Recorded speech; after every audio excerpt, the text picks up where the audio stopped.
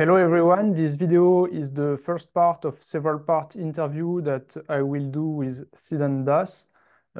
So I don't know yet how many parts we will do, but today I know that today that's the first part at least. So Siddhant Das is a theoretical physicist and is working as an assistant researcher at Munich University in Germany. And his main focus is on arrival times in quantum mechanics. So if you don't know this topic, we will explain to you, or Siddhant will explain to you uh, what it means and why it's a difficult topic and why it's an issue also for quantum mechanics. But before delving into details and technical stuff about arrival times, we will first have a more informal talk in this video, because in this video we talked about Siddhant education in India and also why Siddhant came in Germany to study physics and how he came, but also how he discovered Bohmian mechanics and why he was and he is still convinced about Bohmian mechanics. So yes, this first video is more informal, and I hope you will enjoy this first interview. So hello, Siddhant. Hi, Arno. Nice to meet you. So today we will talk about a bit about your maybe your personal history, since you're from India, but you live for many years now in Germany, more accurately in Munich, if I'm right. Yeah. And so I wonder, how did you come in Germany? Why Germany and things like that? And I also wonder what it is like to learn physics in India, because I saw a lot of video of Indian physicists on YouTube, and I learned a lot of things by watching videos made by Indian physicists. And in the second part of the interview, I would like to talk about Bohmian mechanics and how did you become a Bohmian and why. And so we can just cover the topic uh, broadly, like, yes. Okay, that sounds good. So you're from India, and where Mm. are you from in India? So I belong to I'm from the eastern part of India, from a state called Orissa. Okay, It's a great place to be in. It's like one of the culturally enriched regions of India, and yeah, I can talk a lot about Orissa, and the whole interview can be just about that. But so the city that I come from is called Bhubaneswar. It's actually the capital of Orissa. okay, It's not exactly a coastal town, but we are not far from the coast. So the ocean which is in the east of India, it's yes, called the Bay of Bengal. So some of the beaches are not too far from us. okay, It's yeah, it's actually it's- what can I say? It's just a great place to be in. okay. So I studied, so my initial schooling was in Bhubaneswar, and I don't know how long you would like this answer to be, but so I studied roughly, let's say, 10, 11 years there, and then I moved to the south of India. Okay. You probably know Chennai or Madras. So it's one of the key metro cities in southern India. Okay. And I didn't study physics in India. I mean, you were going to ask about physics Yes. in, I mean, as in I didn't study physics as a graduate student. That's what I meant. Okay. I studied engineering for 4 years. So Okay. this is in the period from 2011 to 2015, Okay. until June or July of 2015. Okay.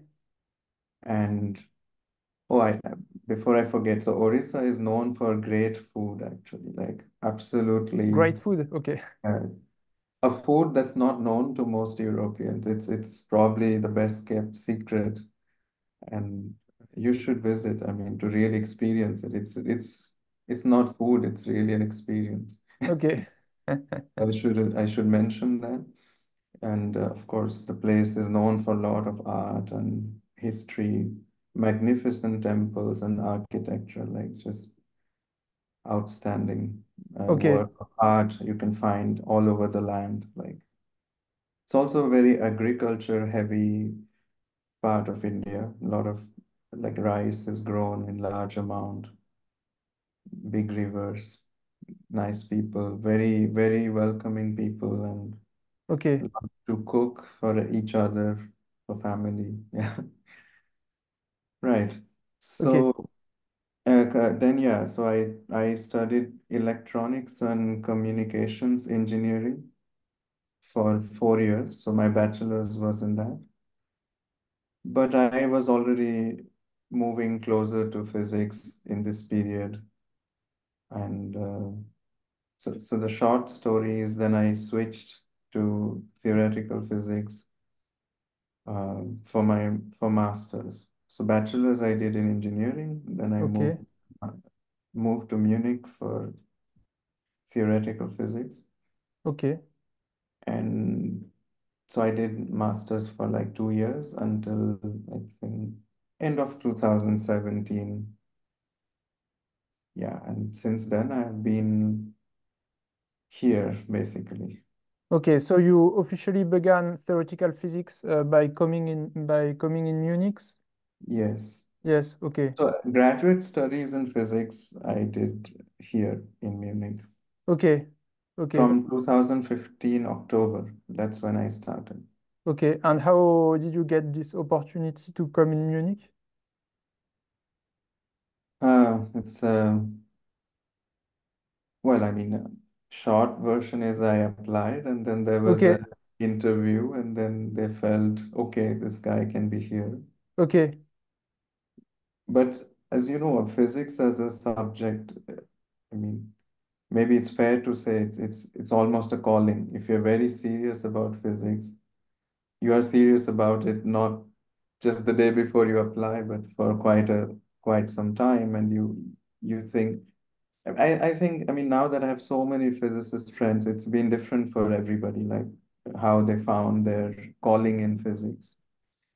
Um, for me, I must say I grew up more as an artist. So I was, uh, maybe you have, like, we are also friends on Facebook, so you might have seen some Yes. Some work of quotes. art, yeah, that I've Yes. done. So I was very serious about pursuing a career in sculpting and painting. So that was my Okay. main thing. My parents also uh, took a lot of interest in like me learning music, Indian Okay. classical music. So a lot of that happened. It's going to be a very long story if I get into the nook and the crannies, but I was very serious about art and some of the philosophy that I bring into physics is very heavily inspired by philosophy of Indian classical music and art and so on. Okay. I think I ended up learning to be patient for a very long time because of exposure to a lot of art and music. Like many hours, one can sit at a stretch, not getting disturbed or distracted. So these are very helpful things if you want to do physics as a researcher. Uh, Okay. and also, if you want to learn physics, it's a very slow process. It can be Yes. many hours of not seeing any light and then constantly having this crisis of confidence. Okay. Yes. Yes. I understand the So those link. things, I didn't expect that, but okay. yes. No, I mean, so And the beginning, there is the training of the mind to think slowly and carefully. But then, of course, I think you need good working philosophy. If you want to do especially foundations of physics, it can be very tough. It's, mm, as you know, I mean, there is a lot of the history which comes very deeply intertwined with how it's perceived. And if you want to approach the physics, at least the way it is at the moment, you would like to be sufficiently aware of the history so that you can judge for yourself Mm. what's happening. This happened later in life. I think interest in history of the subject grew more by interacting with Detlef, my teacher. Yes, We'll come to him, yes. I believe. Yeah, then also And yeah, go sorry, ahead. sorry. No, I didn't want to interrupt you. So, but my question was, so before coming to Munich, when you decided to apply for um, theoretical physics, a master degree in theoretical physics, um, were you already interested in foundations of quantum mechanics, or was it No, a actually, motivation? I didn't know quantum mechanics at all Ah, because okay, you learn quantum theory as a graduate student, as an undergraduate, uh, okay, around the world, right? It's, of course, you have some exposure to atomic physics, yes, perhaps like in India, I think most people would learn about a bit about the Bohr model. Maybe they would have seen the Schrödinger equation. I'm talking about, I don't know how it is today, but uh, I hope it hasn't changed much, but normally you would learn about photoelectric effect and some of these experiments which compelled a rethinking of physics, like, okay, the revolution period. But but that's more like an exposure to different elements of what seeded this change. But a systematic study of what the Schrödinger equation is, or what does the solution of that equation strictly mean, and so on and so forth, or various applications of the subject. They come as an undergraduate. So you really take 1 or 2 semesters of quantum yes, mechanics, okay, or even doing classical electrodynamics in a deep way comes much later in life, right? okay, because you do a lot of math as an Ah, you mean like the mathematical exposure in India around that time? Is that what you? yes, yes, yes, Yeah, that's a question I have been asked by many friends. I mean, so actually the training in India is quite rigorous. So if you want to do like science subjects, then typically in the 11th and the 12th grade, you are actually learning a lot of math. And now that I teach even math at the university to undergraduates, I'm sometimes very worried that the preparation in mathematics is going down pretty severely. I mean, I'm not a person who likes to think, oh, you should know a lot in order to come into university, but you should know some amount just for you to be able to do some of these very interesting things. I mean, mm, a minimum preparation is very helpful. And if you know more, you can also learn more because you are drawing upon this exposure.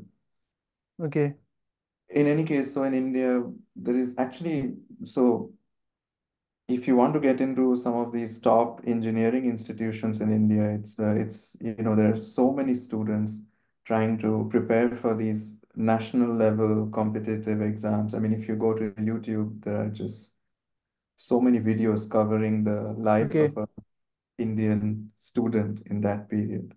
okay, Um, Over time, the structure of these exams and the content has changed a lot.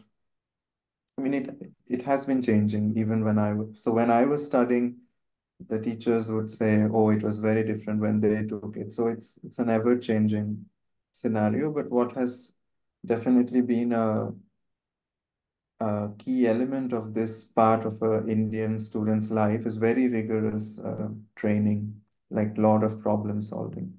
okay, Perhaps the understanding of how the techniques work, if you want to solve some equations, has come, has taken this, let's say, the back seat. So it's more of training in technique rather than, let's say, knowing proofs of various theorems and results. My understanding is in 20 years ago, it was both being done, but as to the number of student grows and you have to deliver a lot of this information for them to learn it and be able to crack an exam, which is so tough, they adapt. Okay. Always there is. So for me, that was very useful. I had actually, um, so I must say, good teachers make such a huge difference to people. I mean, this is an international thing, right? Every Yes. good friend I have met always has some important teacher to remember and talk about. So, so for me, actually, the way it started was since I wanted to make a career in art, I wanted to go to one of the premier institutions. So my parents really, so in my family, in the circles, I'm very well exposed to very important artists and musicians also. So it was always around. And growing up in Orissa, it's very common to be exposed to a lot of Okay. culture, as I said. So I just wanted to do engineering as a degree because it was easier of, if you don't have much commitments, just do an engineering degree as how it was. Mm.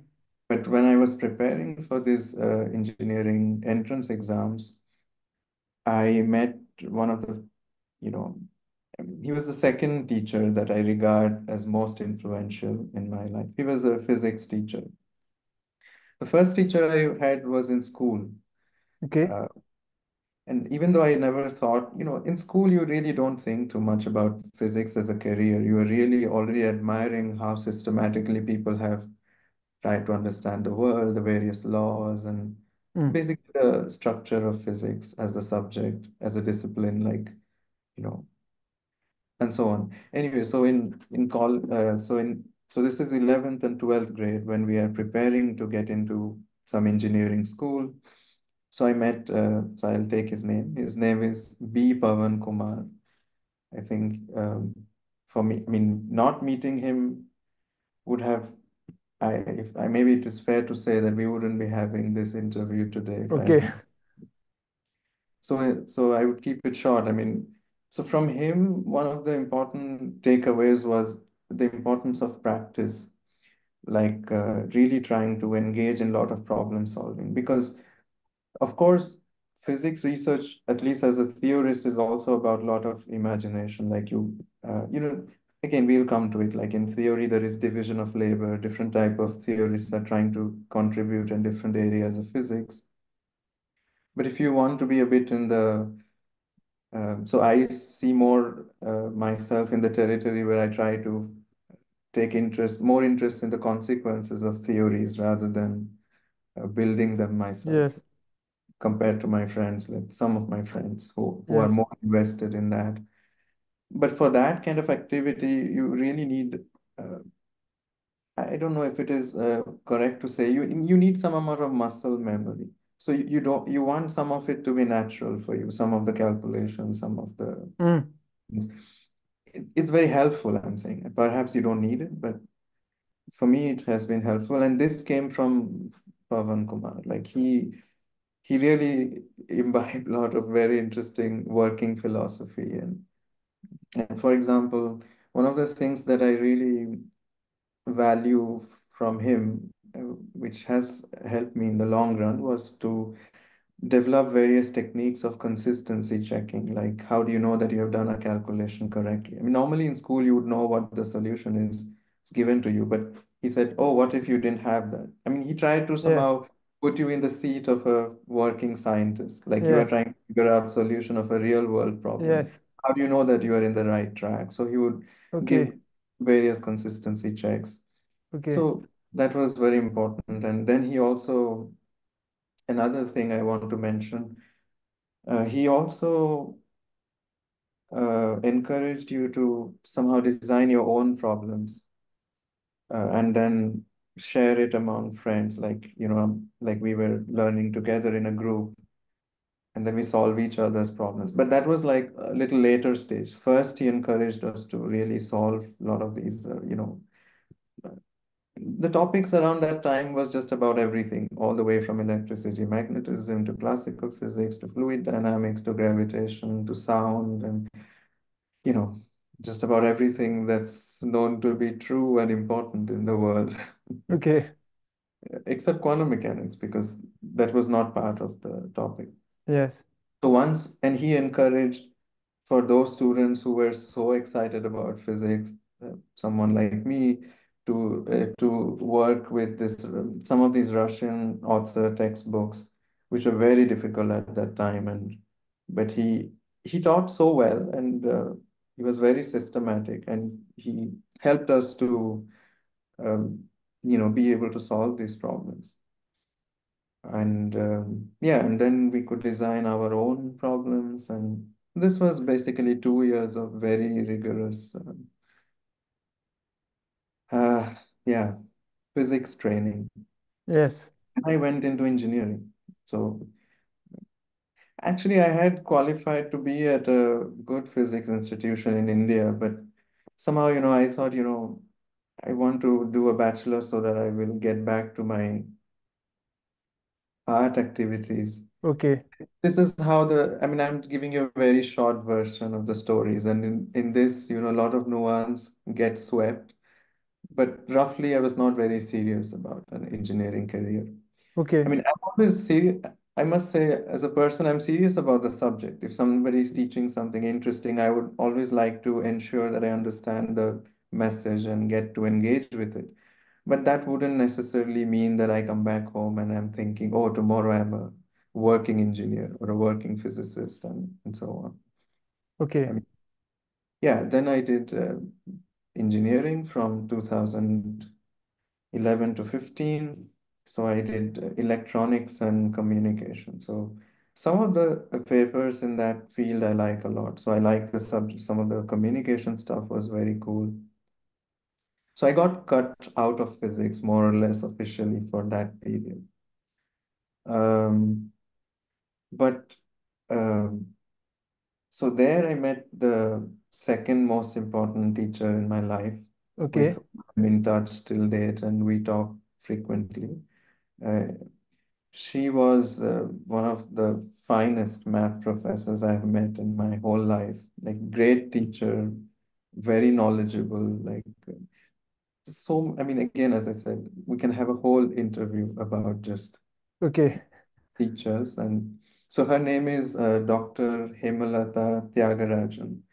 She Okay. was very famous, actually. She was very well-known professor, very strict, very disciplined, and very efficient teacher, very efficient. Like now when I have to teach and I sometimes think about how effectively she communicated material,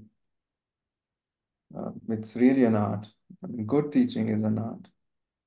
So her I met around in the third semester of engineering. And she taught subjects which I think are very important for physicists to learn. It's very valuable. We did things like, basically, then I got more exposed to abstract material, like, which is very important, like things like real analysis. I took many courses from her, actually. One of the best highlights was probability and stochastic processes. It's always good to get exposed to these things early. And even better if you can get exposed to these things again and again with some gap. And then, yeah. Yes. And linear algebra, actually, oh, of course, most importantly, functional analysis. These, I mean, otherwise I wouldn't have survived in Munich. Okay. So I got a lot of good material in that period. But this is mathematics, and that's not physics. You need it for physics, but at the same time, you have so what happened was I was doing, of course, engineering officially, but we had a lot of time. So if you look at the way the curriculum is and then I'm staying away from home. So I traveled away from home by a big distance, right? I was from the east and then I came down south. And a lot of things change in India. You know, we like to say in 100 kilometers, the clothes have changed, the people have changed, the food has Okay. changed, the vegetation has changed. So this is few 100 kilometers. So many things changed. And but what the good part was there's a lot of time. And this, if Indian students are watching this from that stage of their career, I would like to really say that, you know, time is most valuable. I mean, this is not something original. I'm saying everybody says this, right? And most precious thing. And of course, I spend time in practicing a lot of mathematics. It becomes a little bit of I mean, it has its own artistic feedbacks that you get, right? You want, so there is also creativity in problem solving, and Mm. if you're sensitive to creative things, you can sometimes relate to it. And yeah, so there was a lot of time, so I wanted to get back to physics in the sense of just reading, let's say, things like quantum mechanics, because everybody was talking about it. But So, we didn't really have a very active physics department. It's predominantly an engineering institution that I studied in. It was a premier engineering institution, so it was you had everything: mechanical engineering, electrical engineering. Everybody was an engineer around you, and but they had great library, and we had, and those were also the days when these online lectures started coming up on YouTube by, let's say, you know, MIT or Stanford, those very old and famous lectures by, you know, I mean, everybody. So, yeah, so I learned some like graduate physics by visiting those lectures and looking at books. So one point which might be relevant is, since I didn't learn it like officially by going to lectures and having to write exams, I was never compelled to, you know, take everything literally, like some of the interpretation and so on. It was more. So actually, one thing that helped me coming back to the stage with Pavan Kumar, he really somehow created this understanding that if you are not comfortable with the math in which a subject is written, it's going to be very hard. I mean, you will have much more difficulty. So I thought I will take this free time to acquaint myself with the mathematical methods of quantum theory. And maybe in the process, as most people think, I would really even deeply understand like what the subject means and so on. So I was not very bothered. I mean, there were magical things being said all the time, right? You know, the wave particle duality and so on. But I thought I'll get to it. So that's how I kept telling myself. Yeah. okay. So, in a way, you came to quantum mechanics by math. Yeah. Okay. And you were already in the business of interpreting quantum mechanics, or No, no. I mean, no? Not.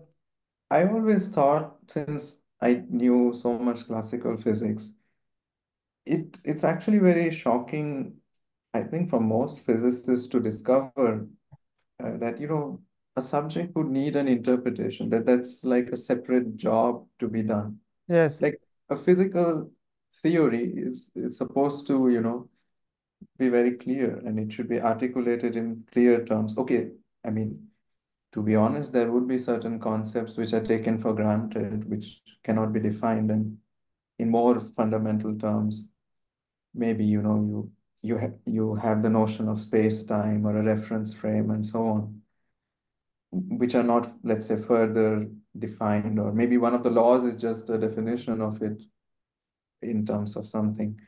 But you wouldn't normally think that, you know, I just have a formalism, and then there's a whole business of trying to really connect the formalism to Yes.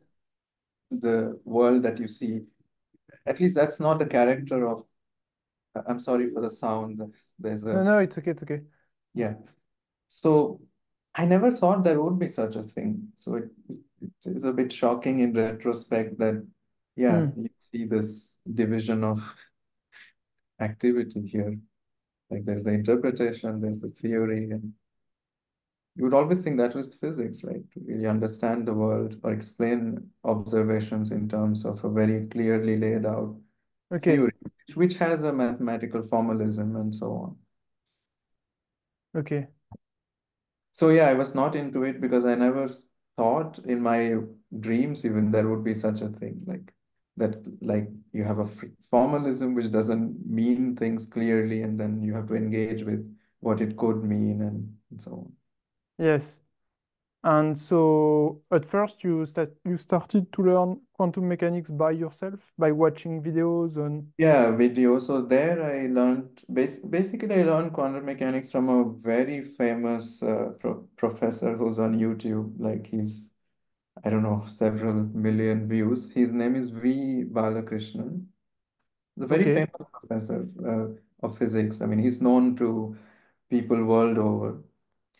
Uh, Again, in retrospect, when I look at his lecture, now that I know, let's say, I'm more exposed to the subject and how it's done around the world, I think he really struck such a magical balance between the formalism and saying enough so that it doesn't sound completely strange, but still yes. has, you know, helpful meaning to convey. Basically, I think he managed to convey all the good in the conventional quantum theory in the entire repertoire, like what works. It's very important to know that well. If, otherwise, sometimes if you get too far into what quantum mechanics means and you have never seen it in action or what aspects of it work, yeah, sometimes you create problems which are probably non-problems or something like that. Okay, so it was a good introduction for you. Yeah, yeah, it still is. I mean, it's on YouTube, his lectures, and he's very famous professor and extremely, like, how do I say it? It's if I may put it in terms of a metaphor, like there is butter in milk and there is water in milk, and we know they both don't mix. So he managed to get the formalism and some of the applications so beautifully together that it was like milk and not butter and water put together. Okay, okay, Sometimes I feel like those are very rare examples of extremely good teaching, which is really not available in many universities. There's another set of lectures I could even recommend, which came later on YouTube, which is by Professor Barton Zwiebach from MIT. So I think he has three series. He yes, also manages to, it's slightly less demanding on an abstract level than the Balakrishnan lectures. But all of these give you good content. And okay, yeah, listening to them is helpful. okay. And then when you came to Munich, you met Detlef Dürr. Um, yeah, actually I already so this story I probably should say. So so as I was learning quantum physics, I even had an opportunity to work on a problem. A friend of mine was physicist. We Okay, met on holidays. So I'll try to keep it very quick, and met on holidays, and he communicated a very interesting quantum mechanics problem to me because he was also simultaneously taking quantum mechanics lectures at his university. So we were in different places. But my friend is a physicist, like, so it was about tunneling and with potential barriers and so on. okay, And he discussed it with me, and apparently the discussion was about trying to express the solution in some convenient form. I mean, it's not really an open problem. I mean, it's very traditional to solve Schrödinger equation for potential barriers. Yeah, then I worked on it, and that was probably the first time I had this. So he tried to convince me that there is some difficulty in expressing the solution, and then one might have to do it numerically. but I always have this knack for pushing the analytics little further if one can. Yeah. So I worked on it myself and took a while, and it's probably the first time I noticed that I can work like days together and like time just passes. And those are Okay. the first signs where I felt I could think of physics as a career, and it's probably fine. Um, so that work actually also got published subsequently. So I could write a paper and handed it in, and my math professor, whom I named Hemalata Tyagarajan, she helped me a lot to even write down, research material, like how to write and so on. And, at that point, I came in touch with, David Griffiths, the Yes. famous textbook guy. Even till date, I'm in touch with him, of course, a bit sporadically. I mean, Okay. I don't have something to say regularly to him. So we had several email conversations. And Okay. so this problem solving attitude helped a lot in that period. So that gave me some edge to think of a physics career. I didn't think too far. Coming to me, so then I started looking if I could apply to universities for grad school. I I think could have also applied in India, but the general uh, way, so if I have to do like a master's in physics, it was automatically assumed that I should have done a bachelor's in physics in Okay. most Indian institutions and also abroad. So it was very difficult for me to get a place at most universities I applied to. Although I was doing well. I mean, I think from today's perspective, I had internships in physics. It was all fine. I mean, I was very much in the physics mood, and so it was discouraging to not get into some of Hmm. the institutions. And I have a very close friend. I should also mention him, Anirudh Chandrasekharan. So he was one batch junior to me. He's a physicist, and he's based in the UK at the moment. Okay. So he found this program in Munich. Uh, it has a mouthful of a name. It is called Elite Masters in Theoretical and Mathematical Physics. Okay. It's funded by this organization called the Elite Network of Bavaria. So Bavaria is southern Germany. Okay. Um, So this course was jointly designed by the math and the physics departments of Ludwig Maximilian University, which is where I am now, and also the Technical University of Munich. So these two big university uh, of Munich.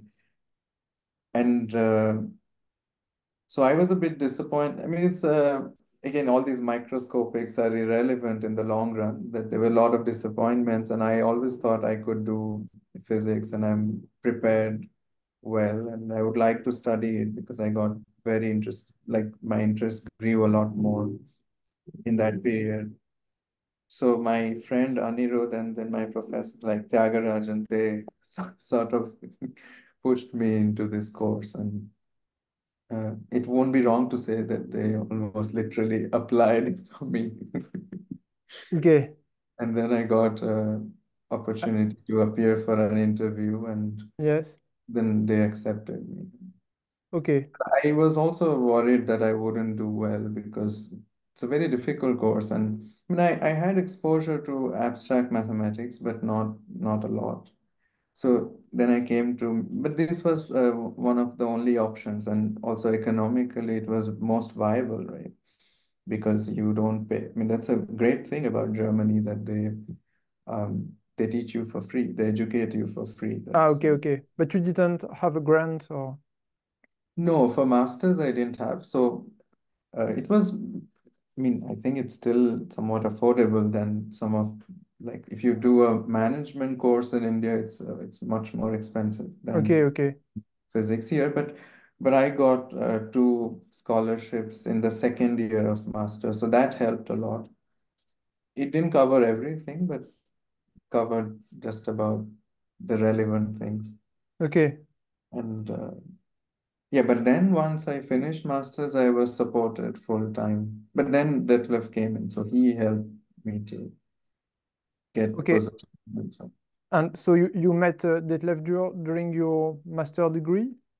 Yes, so first 2 semesters I didn't know him, like I didn't hear of him and so on. He is based in the mathematics department, and I was taking more courses from the physics department, so the lectures were in a different area.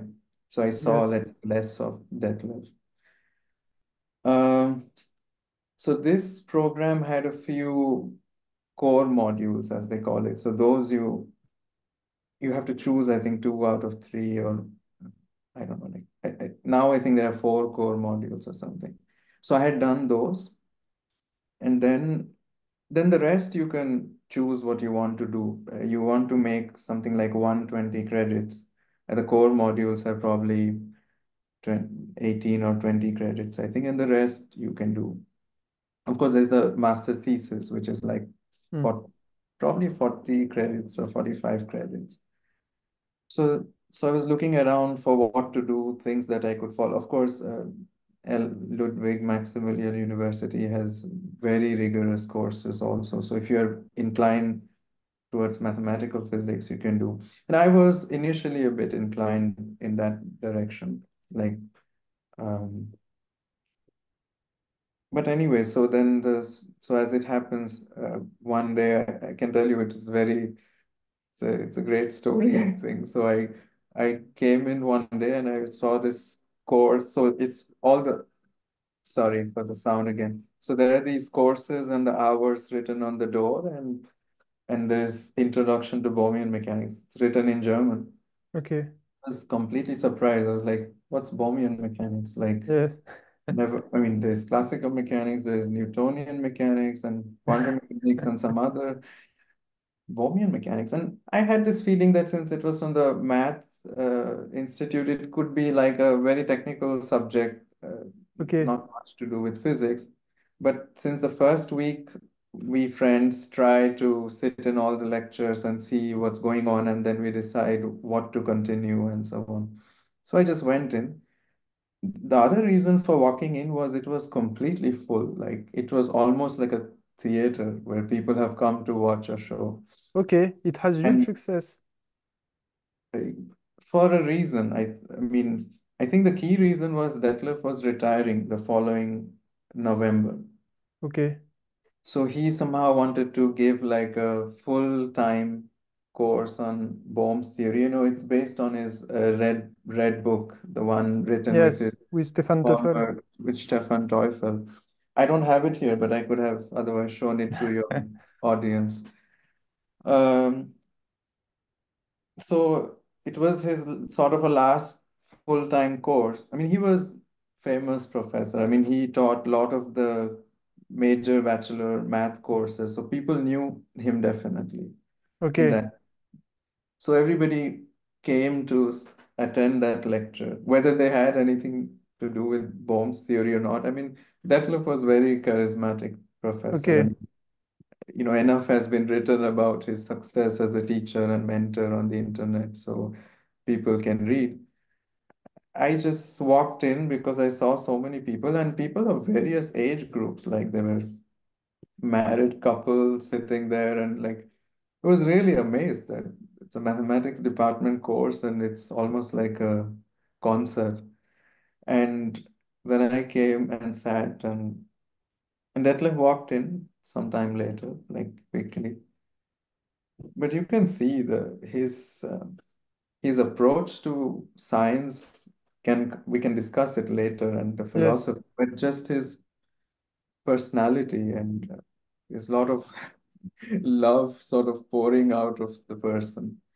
And he somehow wants to be in a journey. So basically, he's one of those people who can create a lot of ambience and atmosphere. Perhaps what you would associate with a literature course or poetry course. But yeah. And then one of the key catch points for him is he's very original with humor. So he can always say something very witty very quickly. And so for a young student, these things are very catchy. Okay. But one shouldn't mistake all this for just humor and charisma. I mean, he was extremely serious about physics and mathematics, and yeah, yeah. Okay. And Then it we wasn't talked boring. about, Okay. yeah, the course was Introduction to Bohmian Mechanics, but Bohm's theory and all these and its consequences were not covered a lot, I must say. It came towards the second part. I mean, now if I look back at it, it came only in the second half of the course. The first half was basically a reappraisal of classical physics, Brownian motion. So Detlef's own background is in stochastics. I mean, that's where he was trained in that subject. So Brownian motion was a key topic. And I think a lot of this was done not to, let's say, if I may, to make classical physics great again. But he was basically trying to impress upon the students the clarity of the subject. And he said, you have to really maintain that standard. I mean, it shouldn't be Mm. just empirical adequacy, but it Mm. should also be, uh, yeah, clarity. Like that's Yes. very high for him. Like he placed high bars.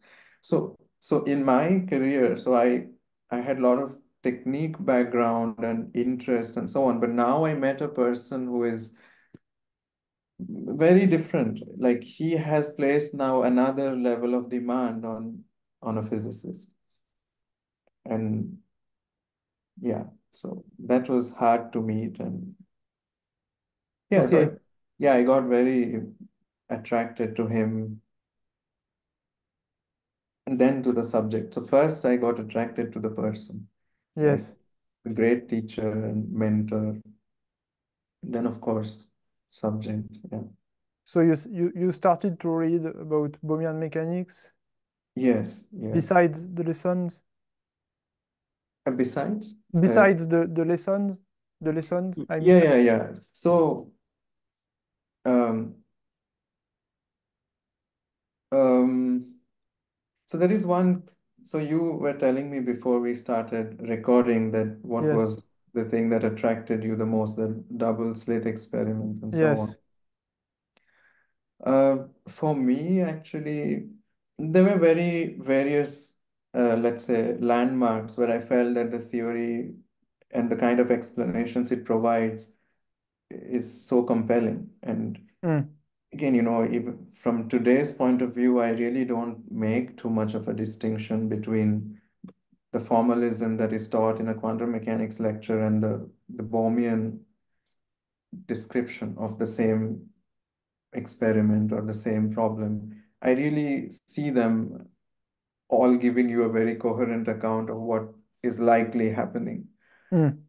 Um, but so if I may answer this question about what were some of these key moments where I felt very compelled about the subject. I mean, there are of course the technical examples, like where I felt, oh, this is extremely fantastic or something.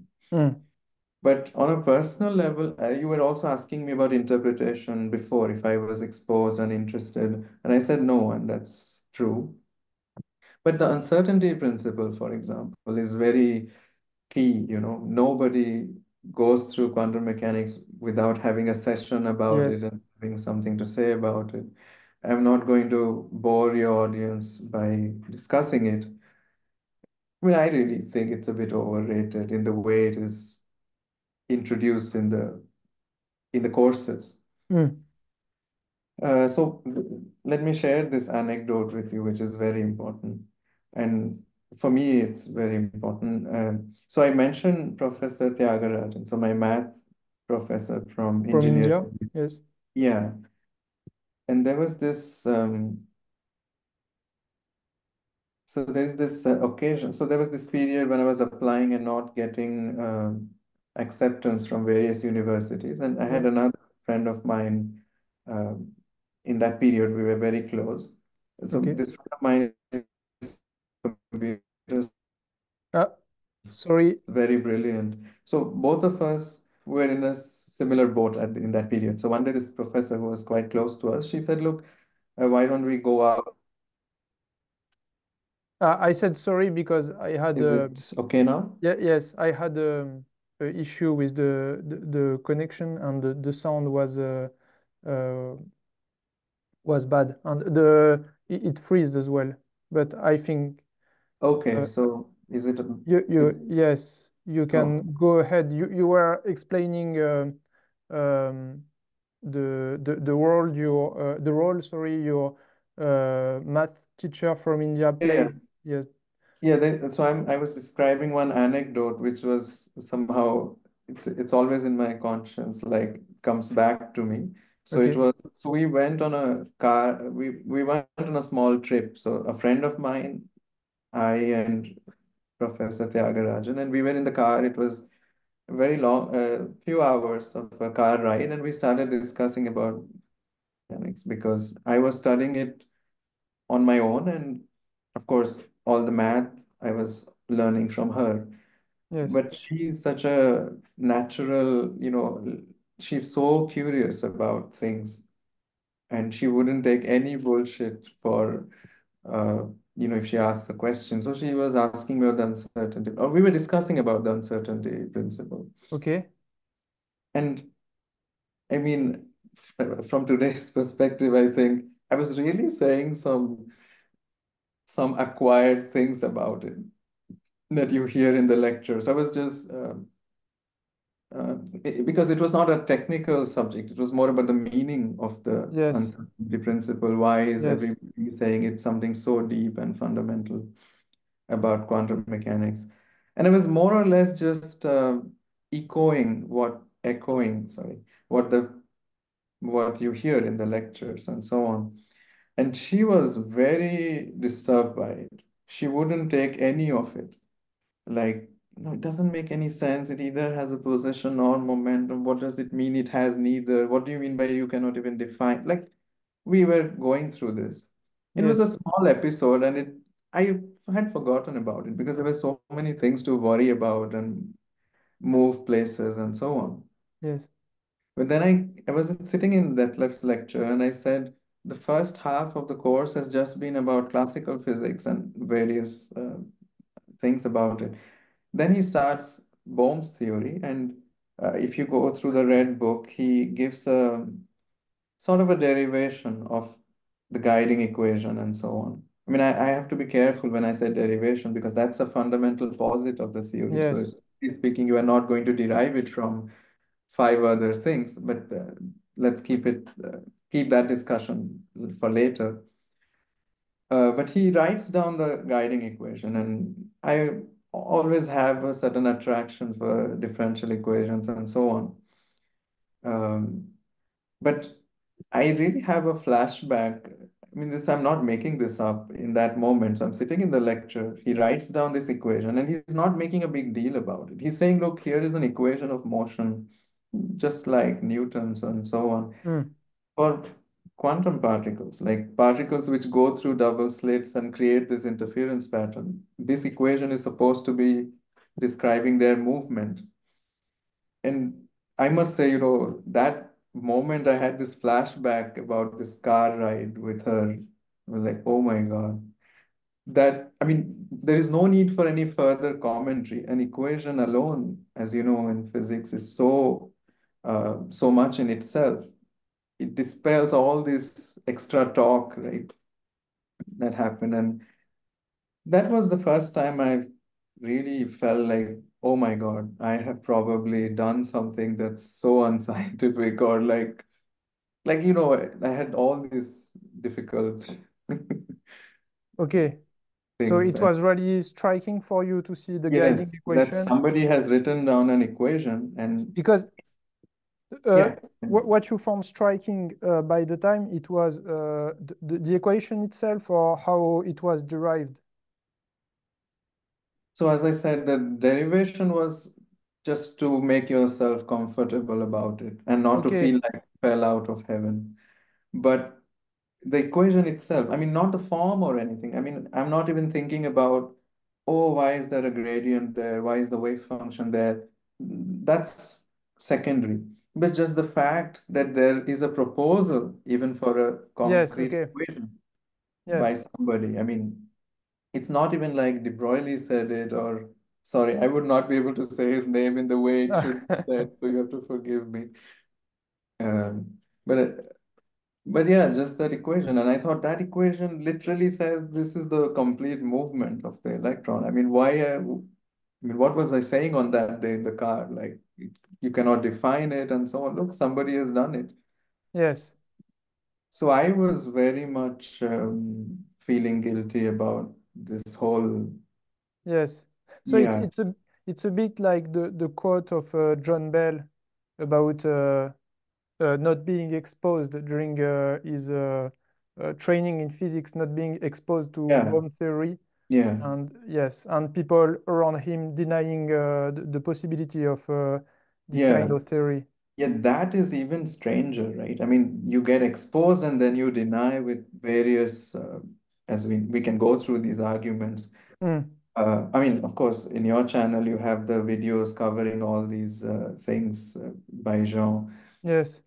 That's criminal. That being exposed and then saying various ideologically and philosophically motivated things. Um, but I felt like if I had known about it, I wouldn't have said such things on that day. Even Yes. if I'm not a fan of such a theory, but the mere existence of a proposal says that, it is impossible to define the position and momentum. I mean, as Bell also said, right? This kind of theory proves, what is proven by impossibility. Yes. The theorems is lack of imagination, and that's very fair to say. But then what happened was, so of course, Detlef didn't have too much time. It's a single semester. I don't know how many lectures it amounts to, but you don't have that much time. So if you really, and since he has thought so much about these things for so many years, he wants to give you, it's a bit of like just the essence. And that's of It course was great. it But was more of a starting point. yes, it was Yes. more of just making a hole, like a crack through which the light enters, kind of thing. Okay. But since I got very fascinated by that equation, and I was anyway very much interested in differential equations and their solutions, and you know, basically figuring out what are the consequences of these equations. I started studying that on my own a lot. This even brought me closer to Detlef, like, so that this guy is very interested in this stuff and he's working on it throughout the night. Actually, at that time, I had another friend who was he was staying with me for a few weeks because he didn't have a place to stay and he was crashing on my place, at my place. And he was always wondering, he's also a physicist, but he Okay. was like, what is this? Like, so if I try to solve the guiding equation for some simple example, and then I would show him, hey, look at this. This is so interesting. And so I never approached it with the attitude it must be wrong or because somebody has said it's wrong. I mean, an equation. I mean, it may be inaccurate or inadequate, but some of its consequences are clearly compatible with what's known to be true in experiments. So it's fair to explore it further. Yes. And I'm not very affected by the fact that, the equations you write down in physics have their limits or they don't work. They work for something. That's already a miracle for my money. And so, yeah, I spend a lot of time but individual effort came in at that point. I must say, of course, Detlef was not, maybe not is too strong, but he was not very focused on solving the guiding equation and seeing what comes out of it. I mean, he knew a lot about it, and of course, on the internet, you have enough pictures, numerical solutions. Mm. But probably what I was doing is I went back to the quantum mechanics textbooks, like for example, the book of Griffiths, which is one of the early Yes. texts you would use, and some others. It was just taking the wave functions from those books because the Schrödinger equation is one of the equations of Yes, the pilot wave theory. So, okay, somebody has already solved that for you. Why don't I use it to see to compute the trajectories. trajectories and get a general intuition? Yeah, so to develop more familiarity. Okay, And and my friends were very interested also. So when I was discussing these things with, we had a completely international crowd, people from all the like mostly from all parts of Europe, but a few from Canada and so on. and So and yeah, by the time you were still in touch with Griffiths, um, I mean, yes, because I but was I was wondering, not frequently writing to him. sorry. Once I came to Germany, I went a little out of touch because the course was very demanding. So all my time went in making sure that I even can do this stuff. But when I started learning poem, somehow I did not get back to him. Could have been helpful. But I got in touch with him somewhat recently, Ah, okay. actually Ah, okay. after when Detlef passed away, which is a bit late, I think. Ah, okay, okay, okay. Okay, I misunderstood. Okay. No, no, so I was in touch with him in the 2015, um, yeah, 2013 period, 2015. Then 2015 to 18, I think or even 19, I was not so much in touch because I was exploring this theory and I didn't have much to communicate to anybody. So, yeah, then when I started working on these arrival time experiments, that gave me a sort of window to ask him what he thinks about it because I felt he was very fair as a physicist and he's not extremely dogmatic about how to view a subject. I mean, Hmm. those are the vibes you get from his books, and his some of his Yes. papers are excellent. And in his textbook, he tries to give you physical intuition about Yeah, what yeah, you're studying. It's not just pure mathematics. yeah. I mean, that's also something that Left emphasized, even though he is a Yes. mathematician, that you shouldn't confuse comprehension with a lot of competence. Like if you're mathematically very good, if you can prove very complicated thing, doesn't necessarily mean that you deeply comprehend the meaning of some of these. Yes. Yes. Yes. People like Griffiths and Balakrishnan and all, I mean, you have to really admire some of them that they're not exposed, they're not, I mean, look at their situation. They're not using a coherent physical theory in the sense of, that they can always reduce all questions to results about solutions of equations. Like, the wave function does not explain why you see the dots on the screen. So Mm, normally one would have to invoke this last minute notion of a instantaneous collapse of the wave function. mm, But if you say a lot of it, and you can see that it's not really precise enough in a way that, let's say, trajectories are precise enough. So these people who are trying to expose such a framework and still being able to do a good job by carefully emphasizing and de-emphasizing some of its things, it's really amazing. okay. Yeah. Yes. And so the the the the the the thing you were most impressed by, it was the guiding equation uh, because because of its ontological commitment or ontological consequences, or would you say that? Um, Or I it mean, was, sorry, go ahead. yeah, go ahead. No, or I mean, it was because it it allows you to get an intuitive grasp on what is going on the Yeah, quantum level. yeah. So I think that's the key reason for everybody that what's Yes, the yes, good for. I mean, its solutions are supposed to give you a mechanism. for how a particle beginning at a source and ending up on a screen ends up doing what it does. Like it sort of gives you a very direct explanation for the patterns you see on detection screens and so on. And that is very compelling. And so overall, that's the reason for engaging with it. The ontological clarity and so on, as you know, these words also I learned along the way. I mean, Yes. I always thought, physicists should never complain about a theory which features, point-like particles moving around according to a well-defined equation of motion. That has always been there in physics. I mean, what is so novel about it that we Yes. even have to have a discussion? And I mean, every theory comes up with its posits on day one, and then the rest is trying to see how good it is and how far it goes. Okay. And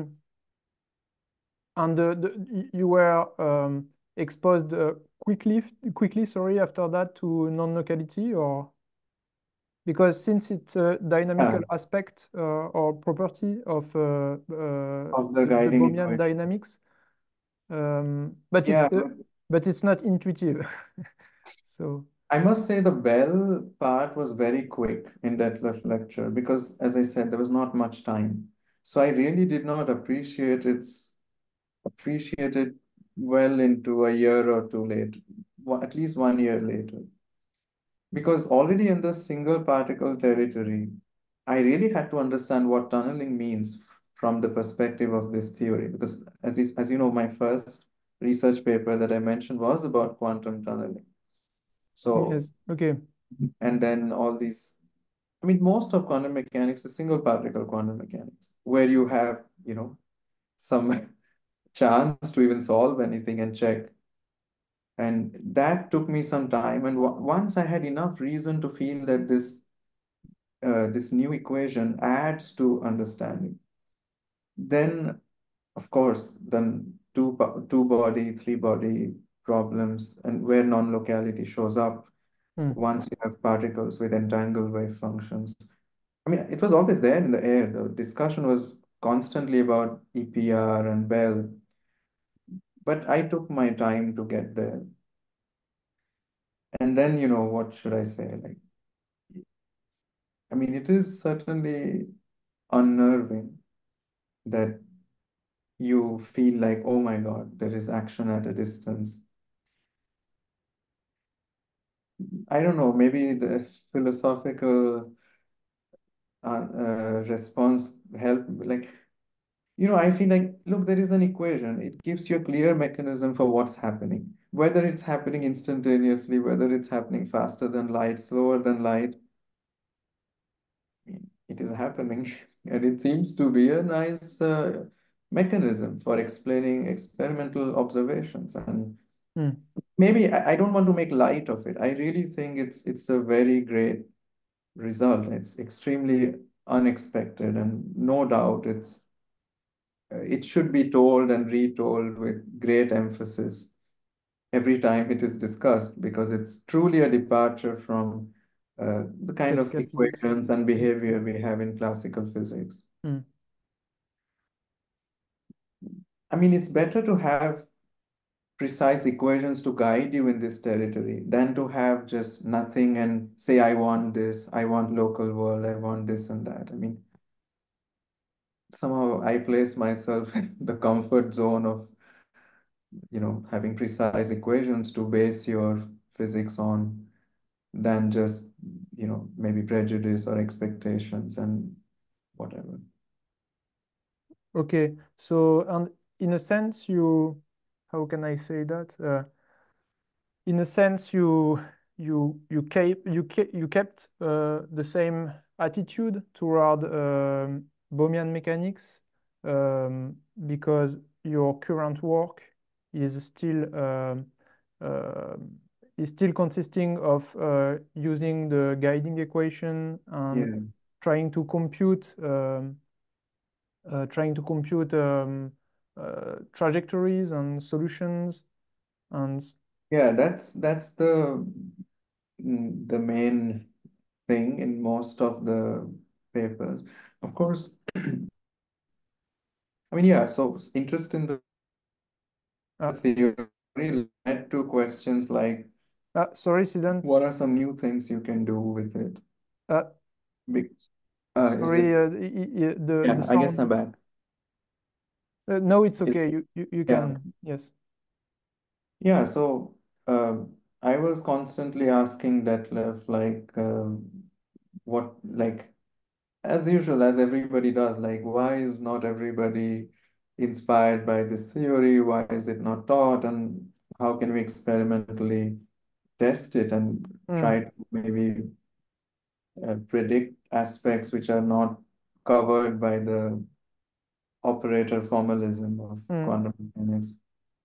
And every time his answer was, no, there is no way to do it because there are very good arguments for why, even though you have this clear ontological story of how particles move and end up at different locations on the screen, the final statistics is fully mm, identical or maybe compatible insofar as people have checked with mm, what would conclude from, using some of the observables and mm.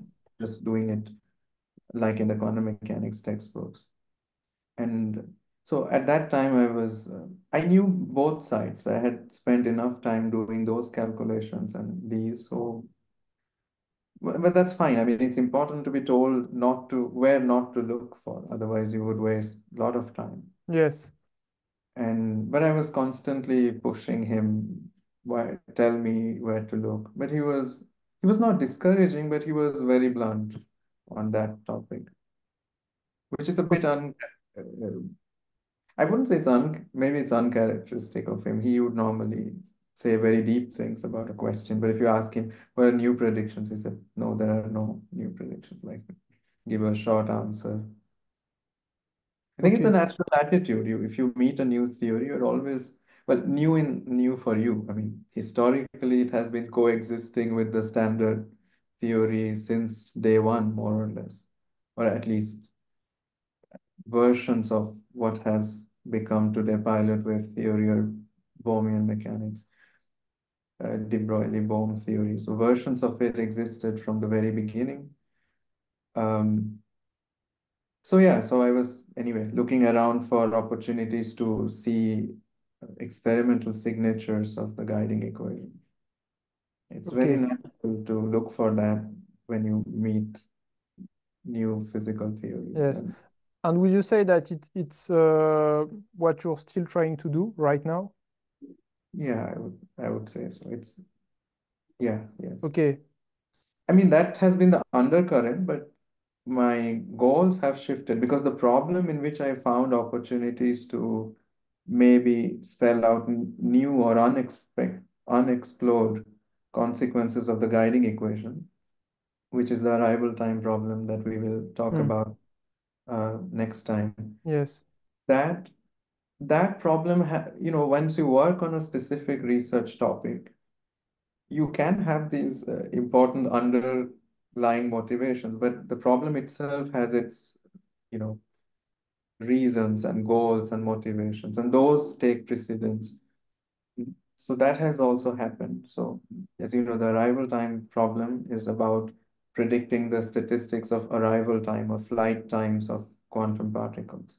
Like, when you do a scattering experiment and you send a particle from a source to a screen, just like you have a distribution of the locations at which the particle is detected, you also have a distribution of times at which the Yes. particle is detected.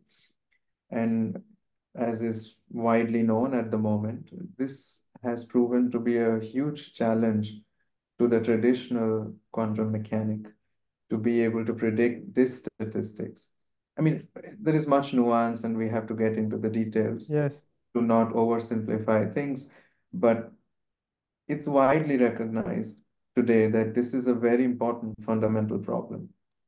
And uh, well, I mean, there are aspects of the same experiment one can predict with the framework of standard QM, and there are other aspects of the very same experiment which lead to a huge, uh, you know, debate and song and dance and Mm, discussion.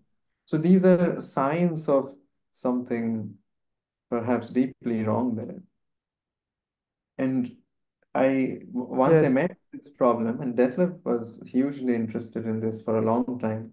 That's why I think now, not now, but in retrospect, that he never mentioned it. I and other students were asking constantly, like, what are even avenues where the Bohmian resources would prove to be yes, more helpful, more advantageous.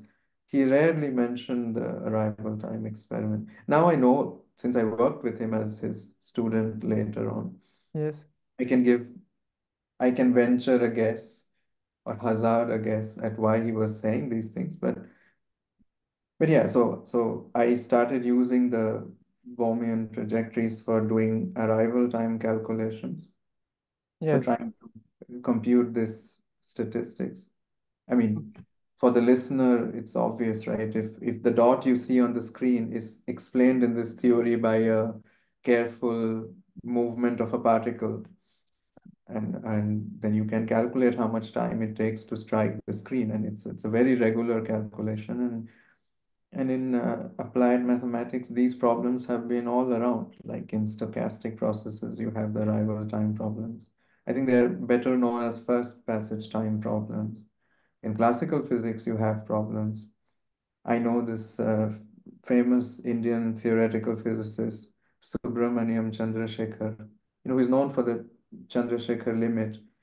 He has indulged in arrival. I mean, a lot of physicists. I mean, it's a important physics problem to bother about the times at which different, physical phenomena unfold or finish or something like that.